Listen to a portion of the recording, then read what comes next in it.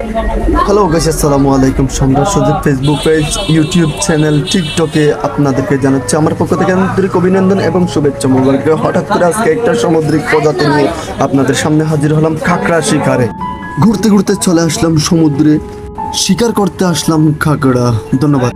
সমুদ্র তীরের কাঁকড়া শিকারের সঠিক মৌসুম হচ্ছে সেপ্টেম্বর থেকে ডিসেম্বর মাস পর্যন্ত। এই সময়ে বেশিরভাগ কাঁকড়া খাদ্য খোঁজার জন্য সমুদ্র তীরের উপর ঘুরে বেড়ায়, আর শিকারীরা এই সুযোগকে কাজে লাগায়। এখন যেই গর্তটা করতেছি সেখানে একটা কাঁকড়া দেখা যাচ্ছে। আশা করি এই কাঁকড়াটা অনেক বড় এবং ভয়ানক বিষাক্ত দলের মতো দেখা যাচ্ছে।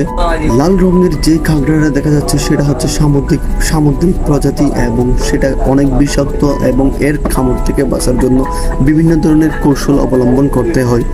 অবশেষে পাওয়া যাচ্ছে একটা কাঁকড়া কোচ। ও মাই গড, এটি অত্যন্ত ভয়ানক। কি আমাকে কামড় দিবে মনে হচ্ছে। আসলে এটাকে ধরার জন্য সহজ উপায় হচ্ছে ওর গায়ে যেই কামড় দেওয়ার মতো যেই, ও মাই গড, আমাকে একটা কামড়ও দিয়েছিল। আমি অত্যন্ত ব্যথা পেয়েছি। এটা কোনো ব্যাপার না। আমি যখন শিকারে আসছি অবশ্যই একটা খুঁজে পেয়েছি কাঁকড়া শিকারে আমি সফল হয়ে গেলাম। অবশেষে আপনাদেরকে দেখাচ্ছি দর্শক, আপনারা ভালোভাবে দেখেন। এই একটি কাঁকড়া সামুদ্রিক, এটা একটু ছেড়ে দিয়ে দেখবো কেমন লাগে।